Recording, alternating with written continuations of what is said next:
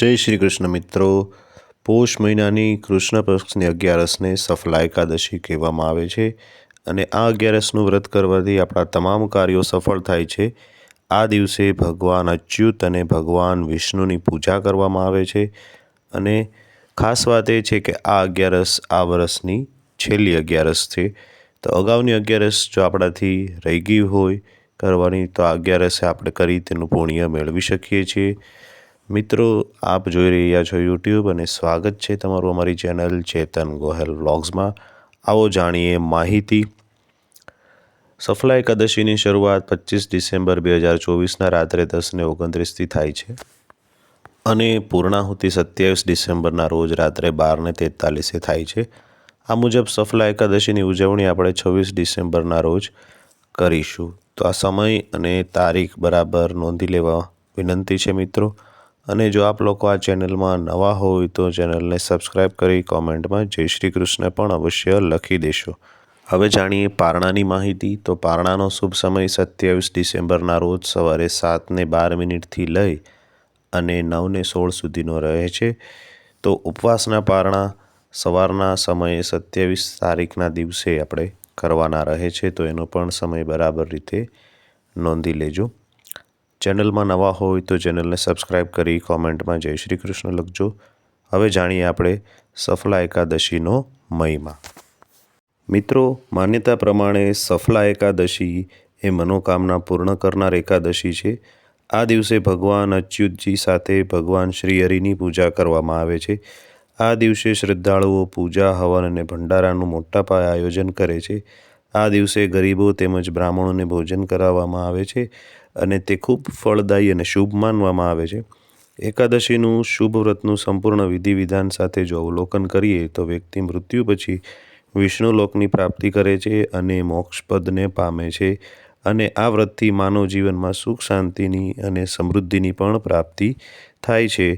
તો જાણીએ તેમની પૂજા વિધિ આપણે કેવી રીતે કરવી. મિત્રો, આ દિવસે વહેલી સવારે બ્રહ્મ મુહૂર્તમાં ઉઠી સ્નાન વગેરે કાર્યો પરવારી ત્યારબાદ વ્રતનો સંકલ્પ કરવો અને પૂજા સ્થાનમાં ભગવાન વિષ્ણુ સાથે ભગવાન અચ્યુતજી અથવા તો બાલકૃષ્ણ અને મહાલક્ષ્મીની પ્રતિમા મૂકો. બંને દેવી દેવતાઓ વિષ્ણુજી અને મહાલક્ષ્મીની દક્ષિણાવર્તી શંખથી અભિષેક કરો. શંખમાં કેસર મિશ્રિત દૂધ અને ત્યારબાદ સ્વચ્છ જળથી તેમનો અભિષેક કરો. પીળા વસ્ત્રો ચડાવો. જે સિઝનમાં ફળ મળતા હોય તે ફળ અથવા મીઠાઈનો ભોગ સાથે તુલસીપત્ર પણ ધરાવો. પૂજામાં ઓમ નમો ભગવતે વાસુદેવાય મંત્રનો જાપ કરો. આ દિવસે શિવલિંગ ઉપર તાંબાના લોટાથી જળ ચડાવો અને ઓમ નમઃ શિવાય મંત્રનો જાપ કરો. બાલ ગોપાલનો આ દિવસે અભિષેક કરો. તેમને પણ દૂધ અને સ્વચ્છ જળથી અભિષેક કરી શકાય. તુલસી સાથે માખણ મિશ્રીનો પણ આ દિવસે ભોગ ધરાવો અને કૃમ કૃષ્ણાય નમઃ મંત્રનો જાપ કરો. કોઈ મંદિર કે કોઈ ધાર્મિક સ્થળ હોય, કોઈ આશ્રમ હોય ત્યાં ધન, અનાજ અને પૂજા સામગ્રીનું દાન કરી શકાય છે. ગૌશાળામાં પણ ધન અથવા તો લીલા ઘાસનું આ દિવસે દાન કરાય છે, જેનું વિશેષ મહત્ત્વ છે. આ દિવસે કોઈ જરૂરિયાતમંદ વ્યક્તિ હોય તો તેને અત્યારે શિયાળાનો સમય ચાલુ છે એટલે તમે ધાબળાનું દાન કરી શકો અથવા તો ગરમ વસ્ત્રોનું દાન કરી શકાય, જે આ દિવસને ઉત્તમ બનાવે છે. મિત્રો, આ એકાદશીનું પણ એક વિશેષ મહત્ત્વ છે. આ એકાદશી વર્ષ 2024ની છેલ્લી એકાદશી છે.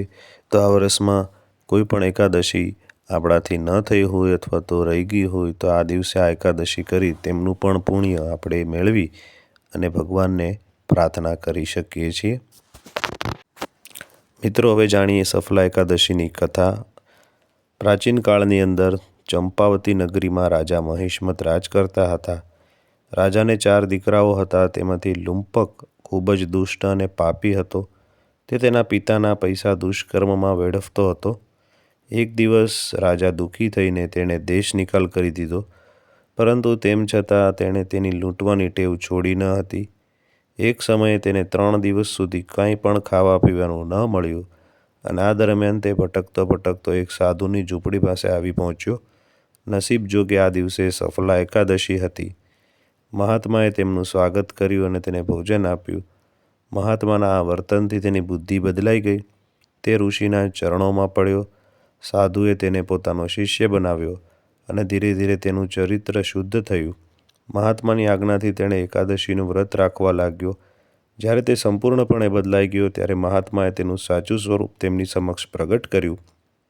મહાત્માના વેશમાં સ્વયં તેના પિતા જ તેની સામે ઊભા હતા.